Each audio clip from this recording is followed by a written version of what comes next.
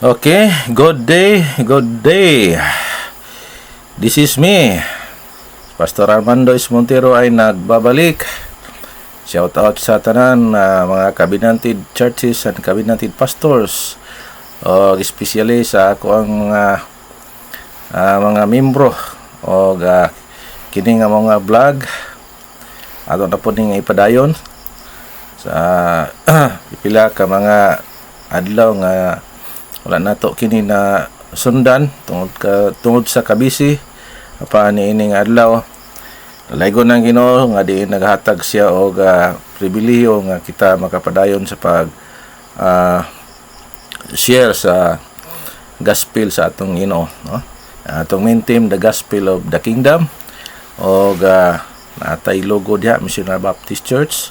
O ganini nga punto ato ang italakay karon mga kaigsunan sa kini kapangutana nga why I am a missionary Baptist. So kay pangutana man ni mga kaigsunan, why I am a missionary Baptist. So ato sang basahon ang pasahi sa Biblia dinhi sa 1 Peter 3:15 matod pa sa English. But sanctify the Lord God in your hearts, and be ready always to give an answer to every man that asketh you a reason of the hope that is in you with meekness and fear. Dalaygo ng pulong sa Ginoo nga akong ibasa sa di palang dugay o ginaot nga nakatutok kamo karon sa inyo mga gadget o palihog lang ayaw lang sa gi-scroll kay mubo naman ni nga mensahe mga kaigsunan. O andam kita kanunay mo tubag sa mong pangutana nganong missionary Baptist man ta, no? So although nga na ako ilogo din ha o kinang gitawag nga naisumpay usahay sa kanang gitawag suffix on prefix, no? Usahay makabasa mo og Covenant Missionary Baptist Church o either Missionary Baptist Church nga mao ang Covenant. So nganong naay Covenant tungod kaya kining mga Missionary Baptist Church karon na dibisyon na pod, no? O adunay nagpabilin sa lunsay nga doktrina nga diin nga ma-identify nga Covenant nga nag-embrace sa tulo ka destiny nga nagtuo nga adunay three general group of people nga nag-exist diri sa kalibutan: anak sa saad, anak sa pagkaulipon o anak sa pagkawala. Pan mga kaigsunan nato sang tubagon ang pangutana nga why I am a missionary Baptist, no? O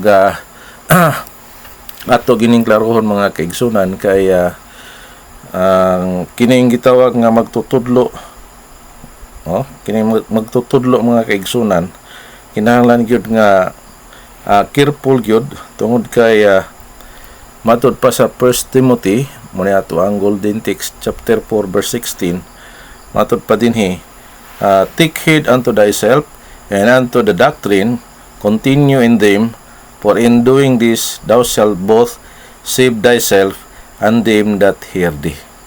So mo ni among gikahadlokan nga mga preacher sa Covenant Missionary Baptist Church nga dapat gyud dili gyud umatod pa sa English, take heed unto thyself, no? Magmatngon kita sa atong kaugalingon nga kita nga mga magtutudlo, no?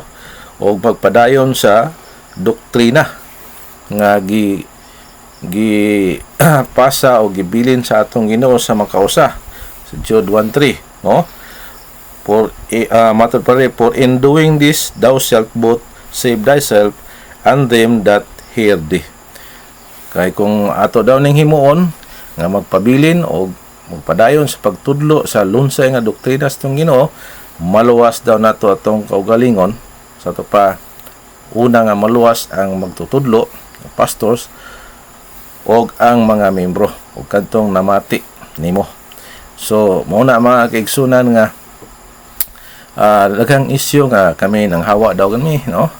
Namiya daw mi, o daghan may gitudlo nga heretical nga doctrine, pero ang tinuod mga kaigsunan missionary Baptist, dugong missionary Baptist kini og subaybayin nyo karon, no? Kaya adunay mga upat ka mga punto. Pwede gyapon ninyo na nga i-screenshot ya sa inyo ang cellphone, o adunay mga pangutana din angay na tong tubagon. Now, tubagon na nato mga kaigsunan. I am a missionary Baptist because John the Baptist was a missionary Baptist preacher, no? So naay mga bersikulo diha mga kaigsunan. John 1:6, no? Ato diha nga there was a man came from heaven. Atong basahon sa mga kaigsunan, atong klarohon. John 1:6 matud pa dinhi. Ang giingon dinhi sa verse 6, there was a man sent from God whose name was John. So pinadala gyud si Juan, no? Nga gikan sa langit. Mo na nga the word missionary means one sent, no? John was sent, therefore he was missionary. O sa Mateo chapter 11 verse 11, imo pud nga ato pa mabasa dinhi sa Mateo chapter 11 verse 11, matud pa dinhi, verily I say unto you, among them that are both of woman, there hath not risen a greater than John the Baptist, no? So naanay gitawag nga article D. So actually mga kaigsunan, dili ni apelido ang word nga Baptist, no? Kung dili ang apelido nga gamiton man god DE man, no? Pero kung ang article THE nagpasabot na unsa nga klase si Juan, no? Usa siya ka Baptist nga pinadala gikan sa langit. Unya unsa pud siya? Matawag siya og preacher tungod kay sa Mateo 3:1, in those days came John the Baptist preaching in the wilderness of Judea. So kini si Baptist, no? Kini si Juan, usa ni siya ka Baptist, o dili na niya apelido niya, kundi identity niya, unsa siya, kinsa siya, o unsa siya klase nga pagkahuan, o wala pa ni siya na bautismo. So dili tinuod nga Baptist ang tawag ni Juan tungod kay tigbautismo, no? Baptizer man ang sa English na. Dire ato masabtan sa Mateo 3:1 nga wa pa gani siya na bautismo, no? Nagwali pa lang gani siya, Baptist na siya daan, no? Mao na ato makita. Og matawag siya og missionary Baptist preacher. Na ikaduha, I am missionary Baptist because Jesus Christ was a missionary Baptist preacher. So managsama gyapon sila, no? Kay una man lang unom ka bulan si John, magulang lang na siya unom ka bulan. O ato makita si Ginoong Jesucristo pinadala gyapon kay matud pa sa John chapter 20 verse 21, ato makita dinhi nga pinadala siya sa amahan. Then said Jesus to them again, peace be unto you, as my Father hath sent me, even so sent I you. So therefore si Jesus Christ missionary gyapon, o manluluwa siya, o usa siya ka Baptist tungod kay sa Mark chapter 1 verse 9 nag-ingon dinhi nga gibautismuhan siya ni John, no? And it came to pass in those days that Jesus came from Nazareth of Galilee and was baptized of John in Jordan. So ang nagbautismo sa ato ang maluluwas nga mao sa Ginoong Jesucristo, usa siya ka John, usa ka siya ka Baptist. Dili siya ingon nga dili kay gibautismohan siya og John di Catholic, John di Mormons, John di SDA, John di Pentecostal, kundi mga kaigsunan atong maluluwas ang nagbautismo sumala sa Biblia ato ginang mabasa sa Matthew 3 nga mao si John the Baptist.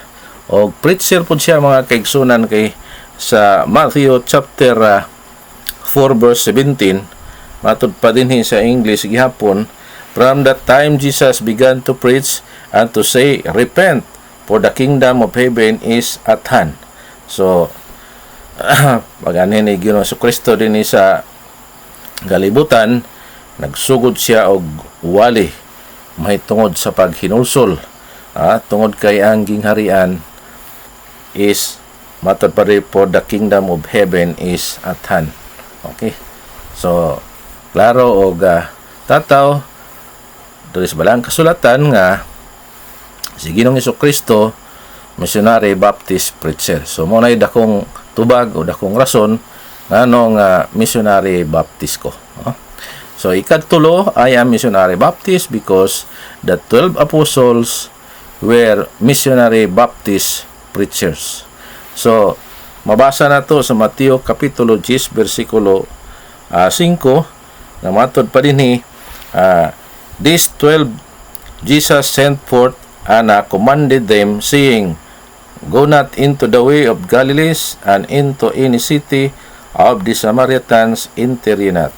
So gisugo sila mga kaigsunan o gipadala sila, no? So missionary gyapon. Atong makita din sa Matthew chapter 10 verse 5. Baptist tungod kaya sa Acts chapter 1, no? Atong mabasa din sa Acts chapter 1, magsugod ni sa verse 5 to 22. Atong makita din nga, for John truly baptized with water, but ye shall be baptized with the Holy Ghost not many days hence. When therefore were come together, they asked of him, saying, Lord, wilt thou at this time restore again the kingdom of Israel? And he said unto them, it is not for you to know the times of seasons which the Father hath put in his own power. But ye shall receive power after that the Holy Ghost is come upon you, and ye shall be witnesses unto me both in Jerusalem and in all Judea and in Samaria and unto the uttermost part of the earth. So, gi-address ni sa mga apostolis, mga kaigsunan. So, preacher pod ang mga apostolis kay sa Matthew 10 versikulo 7 atong mabasa din nga, and as ye go, preach, saying, the kingdom of heaven is at hand. So, mao ni ang giwali, no, sa mga apostolis, mga kaigsunan. Mahitungod gyapon sa gingharian nga hapit na mahitabo nga moabot, mga kaigsunan. So katapusan, I am missionary Baptist because the church which was instituted by Jesus Christ during his personal ministry on earth was missionary Baptist church. So daghan nga mabasa diha sa Biblia, o palihog kamo na lay mo basa, mga kaigsunan, kung interesado mo. So mo na ang rason, pat ka mga dagkong rason nganong missionary Baptist ang simbahan nga gitukod sa atuang Ginoo, o ini nga sa katarungan nga si Ginoong Kristo usa ka Baptist ang nagbautismo kanya, pinadala gikan sa langit nga mao si John the Baptist.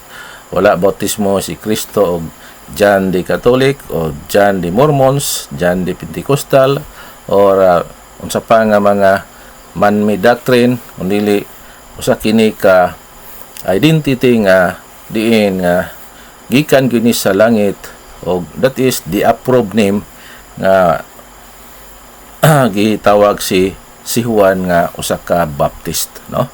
So busa, mga kaigsunan, dili nako tas-on kini nga mao nga pasahe, kini nga mao nga pag-share tungod kay limitado ra kong oras. Hinawat, mga kaigsunan, nga doon na mo'y daghang nakuha sa maong vlog nako niining adlaw, o hinawat ang Dios manalangin sa iyong pag-subaybay o tangkilik sa maong munting programa, The Gospel of the Kingdom. God bless your heart. Bye-bye.